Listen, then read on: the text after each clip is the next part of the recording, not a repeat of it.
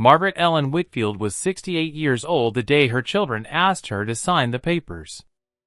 She remembered the kitchen table clearly, the same oak table her husband, Robert, had built with his own hands 31 years earlier, back when their eldest, Daniel, was still in diapers, and the house on Maple Street was nothing but a foundation and a promise. That table had survived 3 kids, 2 dogs, a dozen Thanksgivings, and 1 very long funeral reception the year Robert passed from a heart attack in the garden he loved so much. Now it held a stack of legal documents, a pen, and 3 of her children's faces, all wearing the same practiced, patient smile. "It's just a formality, Mom," said Daniel, the oldest, 42 now, a real estate broker who always dressed like he was closing a deal even when he was sitting in his childhood kitchen. "We just want to protect the house. Put it under a family trust. That way nobody can touch it, not taxes, not lawyers, nobody."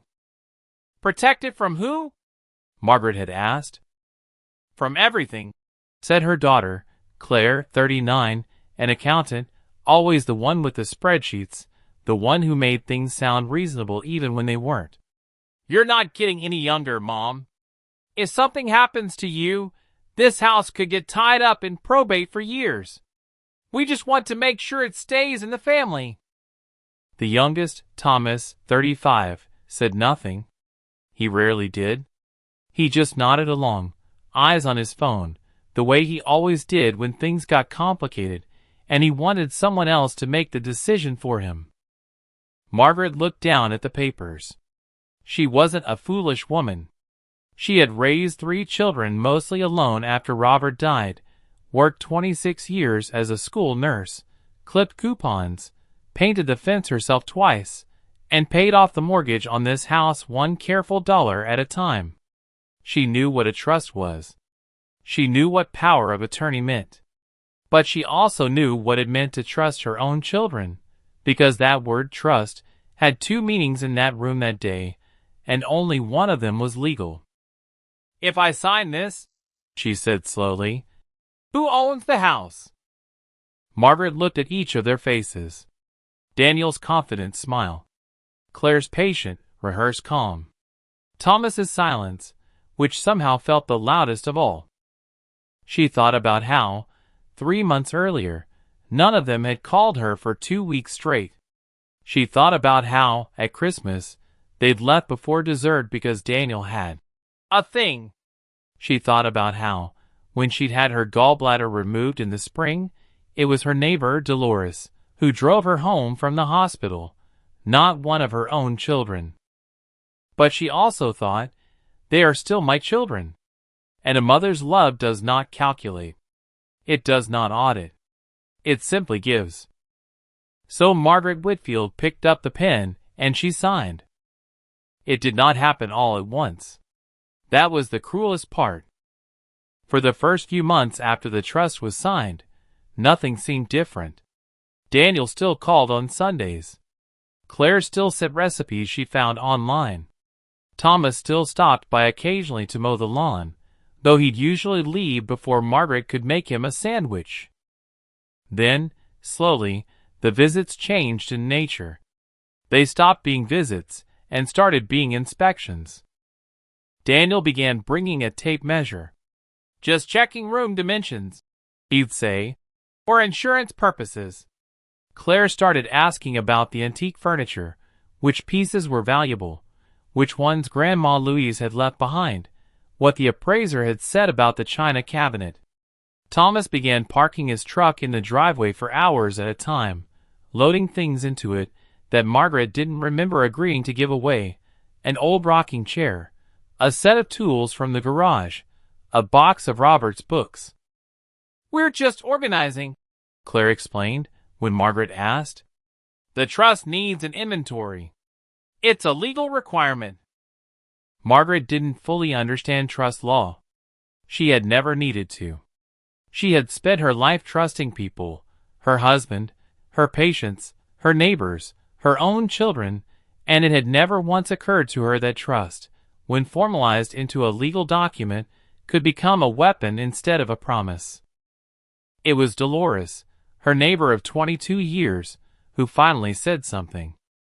"Margaret," Dolores said one afternoon over coffee on the porch, "has anyone explained to you what's actually in that trust you signed?" Margaret admitted she hadn't read every page. It had been 30 pages of dense legal language, and Claire had walked her through it verbally, summarizing rather than explaining. "You should get an independent lawyer," Dolores said. "Not one your kids recommend. One of your own."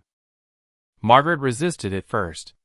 It felt like an accusation against her own children, and something in her, the same something that had signed the papers without reading every clause, refused to believe her children capable of taking advantage of her.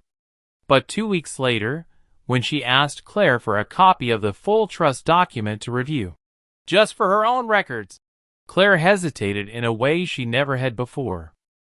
"Why do you need it now?" Claire asked. "Is someone telling you things, Mom?" That question, "Is someone telling you things?" was the moment Margaret understood, with a cold, sinking certainty, that something was very wrong. The lawyer's name was Patricia Gwynn, a sharp, no-nonsense woman in her 50s, who had built her practice representing elderly clients in cases of financial exploitation. Dolores had found her through the county's Office on Aging. Margaret sat across from Patricia's desk with the 30-page document Claire had finally, reluctantly provided. Patricia read through it methodically, occasionally frowning, occasionally circling something in red pen. "Mrs. Whitfield," she said finally, "I need to be very direct with you. This is not a simple protective family trust. This is a revocable trust that was converted to a revocable status through an amendment you signed 6 weeks ago at what appears to be a family dinner in April.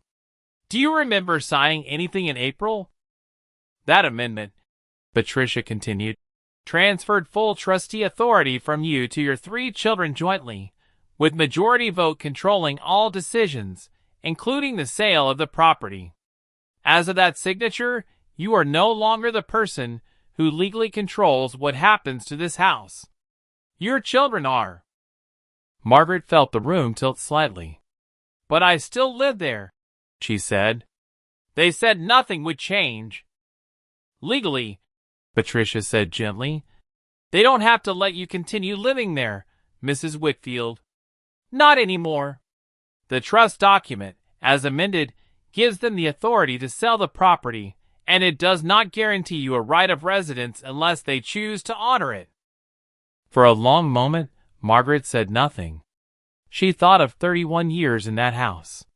She thought of Robert's ashes, some of which she'd scattered in the garden he'd built, and some of which she still kept in a small wooden box on the mantel because she couldn't bear to let go of all of him.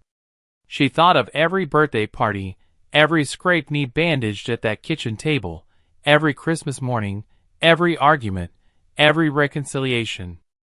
"What can I do?" she asked, her voice smaller than she meant it to be. Margaret thought of Daniel's confident smile, Claire's spreadsheets, Thomas's silence. "I don't know," she admitted. "I don't know if I can fight my own children in court." 3 weeks later, before Margaret had made a final decision about legal action, Daniel called a family meeting. This time, it wasn't at the kitchen table. It was in the living room, with all 3 children sitting across from her like a small tribunal. "Mom," Daniel began, "we know you've been talking to a lawyer. We think it's best if we handle this like adults," Claire said. "The truth is, the house needs a lot of work. The roof is failing. The foundation has issues. Realistically, keeping it isn't sustainable long term. We've had it appraised, and we think the smart move is to sell it and split the proceeds. After all, it will come to us eventually anyway. But we've thought about you, Mom. We really have. We found you a place," Thomas said quietly, finally speaking. "It's small. It needs some work. But it's yours, free and clear, and it's not far from here." Margaret felt something like hope flicker in her chest, quickly followed by suspicion. "What place?" Claire pulled out a folder. Inside was a photograph of a small, detached basement-level unit behind a rental property Daniel owned 2 streets over, the kind of unit that had once been a storage cellar before being converted, decades ago, into a barely livable studio apartment. It had a low ceiling, a single small window near the top of the wall, and a slight, unmistakable smell of damp concrete even in the photograph. "It flooded pretty badly during the storms last spring," Daniel admitted. "But we'll get someone to look at the drainage. It just needs a little work, and it's rent-free, Mom. You'll own it outright. We'll transfer the deed to you directly, no trust, nothing complicated. Just yours." Margaret understood, in that moment, precisely what was happening. They were not offering her a home. They were offering her a settlement, the cheapest, least valuable piece of property they could produce, dressed up as generosity, in exchange for her signature releasing any further claim to the house on Maple Street and the equity within it. The 3 of them exchanged a look. "Then it becomes a legal battle, Mom," Claire said, not unkindly, but not gently either. "And honestly, at your age, with your health, is that really how you want to spend the time you have left? Fighting us in court?" It was a cruelty disguised as concern, the cruelest kind there is. Margaret did not answer that night. She sat alone in the house on Maple Street after her children left, looking at the small wooden box on the mantel that held part of Robert's ashes. She thought about fighting. Patricia had told her the case was strong. Undue influence, incomplete disclosure, the vulnerability created by her age, and her trust in her own children. She could likely win. She could likely keep the house. But she also thought about what winning would cost. A courtroom. Her children on one side, herself on the other. Testimony about manipulation and exploitation, spoken in front of judges and lawyers and, eventually, in front of each other at whatever family gatherings remained afterward, if any did. She thought about growing old in a house full of memories, but empty of family, technically victorious and completely alone. In the morning, she called Patricia. "I want to fight for a fair settlement," Margaret said. "Not the whole house. I don't want to destroy what's left of my family completely. But I am not signing away my equity for a flooded basement, and I am not walking away with nothing after 31 years. That," Patricia said, "is exactly the right decision." The next 4 months were the hardest of Margaret's life since Robert's death. There were mediation sessions where Daniel's lawyer, because of course he'd hired one, argued that Margaret had entered the trust voluntarily and with full understanding. There were moments where Claire cried, actual tears, saying she never meant for it to go this far, that she just wanted to help manage things, that Margaret was twisting a family arrangement into something ugly. There were long silences from Thomas, who never once, through the entire process, said a single word directly to his mother. Patricia built the case carefully. She brought in a geriatric care specialist to assess Margaret's cognitive and financial understanding at the time of signing, which was, unsurprisingly, completely sound. Margaret was sharp as ever, simply trusting, which the law recognized as a different thing entirely from incompetence, and just as capable of being exploited.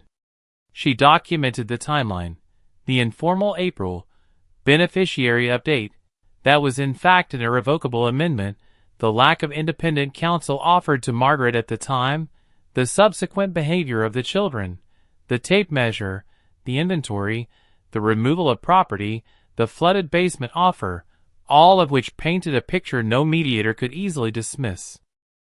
Dolores testified as a character witness, describing the Margaret she'd known for over 2 decades, an intelligent, capable, generous woman who had simply never imagined her own children could deceive her. In the end, it never went to a full trial. 6 weeks before the court date, Daniel's lawyer proposed a settlement. Margaret would receive full ownership of the Maple Street house back in her name alone, no trust, no conditions. In exchange, she agreed not to pursue further legal or financial penalties against her children. The house was hers again on paper. But something else had been lost that no settlement could restore. Daniel did not call the following Sunday, or the one after that. Claire sent one final email, not a recipe this time, but 3 paragraphs about how disappointed she was that Margaret had chosen lawyers over family. Thomas simply disappeared from her life entirely, the way he'd always handled things he didn't want to face, by not facing them. For a while, Margaret grieved this almost as much as she had grieved Robert. A different kind of loss, but a loss all the same. The loss of the family she thought she had, replaced by the family she actually had. She began spending more time with Dolores. She joined a gardening club at the community center, something she'd always wanted to do but never had time for while worrying about everyone else. She had the roof finally repaired, with her own money, on her own terms, by a contractor she chose herself. She replaced the failing water heater. She repainted the kitchen a soft yellow, a color Robert had always said would brighten the room, though they'd never gotten around to it. She did not reach out to reconcile, not right away. Patricia had warned her that reconciliation attempted too soon, before real accountability, often simply reset the same pattern. Margaret understood this now in a way she hadn't before the trust, before the lawyer, before the flooded basement. Love without boundaries is not strength. It is simply an open door that anyone can walk through, and not everyone who walks through it does so with good intentions. A year after the settlement, on a quiet Sunday morning, Margaret sat on her porch with a cup of coffee, watching the tomatoes she'd planted in Robert's old garden bed finally coming into fruit. There was a knock at the door. It was Claire. She stood on the step looking smaller than Margaret remembered, not physically, but in some quieter way. "Can I come in?" Claire asked. Margaret studied her daughter's face for a long moment. She thought about the spreadsheets, the recipes, the tears and mediation, the 3-paragraph email about choosing lawyers over family. It wasn't forgiveness, not fully, not yet. But it was a door left slightly open, not thrown wide the way it once had been, but open just enough for something honest to walk through, if it chose to. Claire sat down. For a while, neither of them spoke. Then Claire said, quietly, "I'm sorry, Mom. I don't expect you to just accept that. But I am." Margaret nodded slowly. "I know you probably are," she said. "Sorry doesn't undo what happened. But it's a start if you mean it." They sat together as the morning sun warmed the porch, 2 women who had once been mother and daughter without complication, now something more careful, more deliberate, perhaps, in time, something honest. Margaret Whitfield kept the house on Maple Street until the day she died, 17 years later, at the age of 85, in the same bedroom where she'd nursed 3 children through fevers and nightmares, in the same house Robert had built with his own hands. She left the property, in her final will, in 3 equal shares to her children, not out of forgetting what had happened, but because, in the end, she decided that love, even love that had been tested and betrayed and slowly, carefully rebuilt, was still worth more than resentment. But she left one instruction attached to the will, handwritten in the margin, that her lawyer read aloud to all 3 of her children on the day the estate was settled. "I forgave you, but I never forgot what almost happened to me because I trusted too easily and asked too few questions. If you take one thing from your mother's life, let it be this: love your parents, but verify everything. A mother's love should never be mistaken for a blank check. And if you ever find yourself standing where I once stood, being asked to sign something you don't fully understand, by people you love and trust the most, stop and read every page." It was, in the end, not a story about a flooded basement, or a stolen house, or even a betrayal. It was a story about a woman who, at 68 years old, when everything she had built was nearly taken from her, found the courage to stand up, not out of anger, but out of self-respect, and in doing so, taught everyone around her, including the children who had wronged her, what dignity actually looks like. And,